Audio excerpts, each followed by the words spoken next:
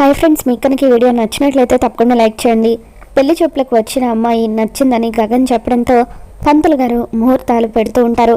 ఇక దాంతో భూమి ఏంటి నచ్చేది, ఆంటీని పువ్వుల్లో పెట్టుకొని చూసుకుంటాను అనగానే మీరు ఈ పెళ్ళికి ఒప్పేసుకున్నారు, మీకు నచ్చితే సరిపోతుందా, ఆంటీకి కూడా నచ్చాలి కదా అని చెప్పి భూమి అంటూ ఉంటుంది. నేను తనతో కరెక్ట్గా ఈ విషయం గురించే మాట్లాడానని నీకులా తెలుసు అని చెప్పి గగన్ భూమిని అడుగుతూ ఉంటాడు. దాంతో భూమి కంగారు పడిపోతూ మీ గురించి నాకు బాగా తెలుసు కదా, మీరు ఎప్పుడు కూడా మీ గురించి కాకుండా ఆంటీ గురించే ఆలోచిస్తారు, ఖచ్చితంగా ఆ అమ్మాయితో ఇవే మాటలు మాట్లాడి ఉంటారని నేను ఊహించి చెబుతున్నాను అని భూమి అంటూ ఉంటుంది. ఏరా నిజంగానే ఆ అమ్మాయితో ఈ విషయం గురించే మాట్లాడావా అని చెప్పి శారద అంటూ ఉంటుంది. అవునమ్మా, ఈ విషయం గురించే మాట్లాడాను, నిన్ను ఆ అమ్మాయి బాగా చూసుకుంటే చాలు, నన్నేమీ బాగా చూసుకోవాల్సిన అవసరం లేదు అని చెప్పి గగన్ అంటూ ఉంటాడు. అదేంటిరా, పెళ్లి చేసేదే నీకోసం, వచ్చే అమ్మాయి నిన్ను బాగా చూసుకోవాలని, నేను కంటికి రెప్పలాగా చూసుకుంటూ జీవితాంతం నీకు తోడుగా ఉండే అమ్మాయి రావాలని ఇన్ని రోజులు నేను అనుకున్నాను, కానీ నువ్వేంట్రా ఇలా ఆలోచిస్తున్నావు అని చెప్పి శారద అంటూ ఉంటుంది. ఇక అప్పుడు భూమి ఆంటీ ఇక మ్యాటర్ని నాకు వదిలేయండి, మీకు ఎలాంటి అమ్మాయి కావాలో నాకు తెలుసు కదా అని చెప్పి ఇక పెళ్లి చూపులకు వచ్చిన అమ్మాయి వైపు చూస్తూ చూడండి, ఈయనకు బయట ఫుడ్ అస్సలు తినడం ఇష్టం లేదు, ఏదైనా సరే ఇంట్లోనే టైంకి హెల్తీగా తినాలని అనుకుంటారు, ఉదయాన్నే యోగా చేయడం, జాగింగ్ చేయడం, మెడిటేషన్ చేయడం ఇవన్నీ కూడా ఈయనకు అలవాటు, ఉదయం 5 గంటలకు నిద్రలేస్తారు, 6 వరకు జాగింగ్, మెడిటేషన్ ఇవన్నీ కూడా కంప్లీట్ చేసుకొని వస్తారు, 6 గంటలకు ఖచ్చితంగా ఆయనకు కాఫీ రెడీగా ఉండాలి, ఆ తర్వాత 7:30 గంటలకు టిఫిన్ చేస్తారు, మళ్ళీ మధ్యాహ్నం భోజనం కూడా ఇంటి నుండే తీసుకువెళ్తారు, ప్రతిరోజు కూడా 2-3 కూరలతో భోజనం చేయడం ఆయనకు అలవాటు, అది కూడా స్వయంగా మీరే చేయాలి, చెప్పండి పెళ్లి తర్వాత ఇవన్నీ చేయడానికి మీరు సిద్ధమేనా అని చెప్పి భూమి ఆ అమ్మాయిని అడుగుతూ ఉంటుంది. ఏంటి, ఉదయం 5 గంటలకు నిద్ర లేవాలా, అమ్మో నా వల్ల కాదు, ప్రతిరోజు కూడా 8 గంటలకే నేను కష్టంగా నిద్రలేస్తాను, పైగా రాత్రిపూట కూడా 2 అయితే తప్ప నాకు నిద్ర రాదు, అటువంటిది ఉదయాన్నే లేచి ఇన్ని పనులు చేయాలా, నా వల్ల కాదు అని చెప్పి పెళ్లి చూపులకు వచ్చిన అమ్మాయి అంటూ ఉంటుంది. ఇవన్నీ చేయనంటే ఎలా కుదురుతుంది, మరి పెళ్లి తర్వాత వాళ్ళను బాగా చూసుకోవాలంటే ఇవన్నీ చేయాలి కదా అని చెప్పి భూమి అంటూ ఉంటుంది. ఇక అప్పుడు పెళ్లి చూపులకు వచ్చిన అమ్మాయి వాళ్ళ తల్లిదండ్రులు ఒక్కసారి పెళ్ళైతే అన్నీ అవే సర్దుకుంటాయిలేండి, అమ్మాయి అన్ని పనులు నేర్చుకుంటుంది అని చెప్పి వాళ్ళు చెబుతూ ఉంటారు. అమ్మా నాన్న ఏంటి నేర్చుకునేది, అసలు వాళ్ళు ఇంటి కోడల్ని తెచ్చుకుంటున్నారా లేదంటే ఇంటి పని మనిషిని తెచ్చుకుంటున్నారా, ఈ పనులన్నీ నేనే స్వయంగా చేయాలంటే నా వల్ల కాదు, ఈ పెళ్ళి వద్దు, నాకు ఈ పెళ్లి చూపులొద్దు, వెళ్ళిపోదాం పదండి అని చెప్పి ఆ అమ్మాయి అంటూ ఉంటుంది. ఇక దాంతో భూమి ఎంతగానో ఆనందపడిపోతూ ఉంటుంది. ఏంటి ఆ అమ్మాయిని అలా భయపెట్టి ప్రశ్నలతో హింసించావు అని చెప్పి గగన్ అంటూ ఉంటాడు. ఇక దాంతో భూమి పెళ్ళికి ముందు ఎవరైనా సరే నేను అలా ఉంటాను ఇలా ఉంటాను అని మాటలు చెబుతారు, అదే చేతుల వరకు వస్తే కానీ తెలీదు, ఇప్పుడు ఈ అమ్మాయి కూడా మీతో పెళ్ళి కావాలని చెప్పి ఆంటీని బాగా చూసుకుంటానని మిమ్మల్ని నమ్మించాలని చూసింది, కానీ ఇలా చేయాల్సిన పనుల గురించి చెప్పేసరికి పారిపోయింది, నేను ఇదంతా చేసింది మీ మంచి కోసమే అని చెప్పి భూమి అంటూ ఉంటుంది. ఇక దాంతో శారద అవునరా, ఆ అమ్మాయిని చూస్తూ ఉంటే చాలా బద్ధకస్తురాల్లాగా ఉంది, తన పనులే తను చేసుకోలేదు, మరి అటువంటప్పుడు ఇంకా నిన్నేం చూసుకుంటుంది, నాకెందుకో ఆ అమ్మాయి నీకు కరెక్ట్ కాదని అనిపించింది, భూమి మంచి పని చేసింది అని చెప్పి శారద భూమిని మెచ్చుకుంటుంది. ఇక ఆ తర్వాత పంతులు గారు సరే అమ్మా, ఈ పెళ్ళి ఎలాగో క్యాన్సిల్ అయిపోయింది కాబట్టి నేను మరొక సంబంధం తీసుకొని వస్తాను అని చెప్పి ఈయనకు కాబోయే భార్య ఎక్కడ రాసిపెట్టిందో ఏంటో అని చెప్పి అలా ఇంట్లో నుండి వెళ్ళిపోతారు. ఇక భూమి గగన్కి పెళ్లి చూపులు క్యాన్సిల్ అవ్వడంతో ఎంతగానో ఆనందపడిపోతూ అలా గదిలోకి వచ్చి డ్యాన్స్ చేస్తూ ఉంటుంది. ఇక గగన్ సరే అమ్మా నేను ఇక ఆఫీస్కి వెళ్తాను అని చెప్పి ఆఫీస్కి వెళ్ళిపోతాడు. భూమి పెళ్లి చూపులు చెడగొట్టేశానన్న ఆనందంలో డాన్స్ చేసిన తర్వాత శరత్ చంద్ర దగ్గర తీసుకువచ్చిన పెన్ డ్రైవ్ని టీవీలో పెట్టి చూస్తూ ఉంటుంది. ఇక అలా ఆ వీడియోని చూస్తూ అందులో శోభచంద్ర చివరిసారిగా చేసిన నాట్యాన్ని చూస్తూ ఎంతగానో ఆనందపడిపోతూ ఉంటుంది.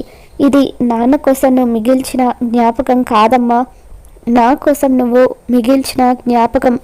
నేను నీ నాట్యాన్ని చూడలేకపోయానే అని ఎన్నోసార్లు బాధపడ్డాను, కానీ ఇప్పుడు నా కోరిక నెరవేరింది అని చెప్పి భూమి అలా వీడియోని చూస్తూ ఉంటుంది. ఇక అలా వీడియోలో నొప్పులతో శోభచంద్ర కింద పడిపోవడం, తనని కార్లో హాస్పిటల్కి తీసుకువెళ్ళడం, అప్పుడు అపూర్వ అక్కడే ఉండడం ఇవన్నీ కూడా కనిపిస్తాయి. అప్పుడు భూమికి అనుమానం మొదలవుతుంది. అమ్మకు స్టేజ్ మీద ఉన్నప్పుడే నొప్పులు మొదలయ్యాయి, మరి తనని హాస్పిటల్కి తీసుకుని వెళ్లకుండా ఫ్యాక్టరీకి ఎందుకు తీసుకువెళ్ళినట్టు? ఖచ్చితంగా మధ్యలో ఏదో కుట్ర జరిగింది. ఎవరో కావాలనే అమ్మను చంపడానికే ఫ్యాక్టరీకి రప్పించారు. ఇదంతా ఆ అపూర్వ కుట్ర అయి ఉంటుందా?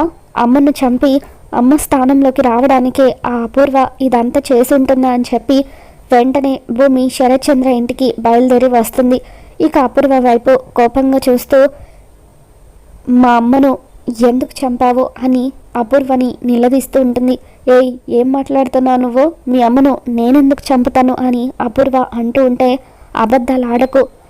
ఆ రోజు మా అమ్మ చనిపోయే రోజున చివరిసారిగా స్టేజ్ మీద నిండు గర్భిణిగా నాట్యం చేసింది.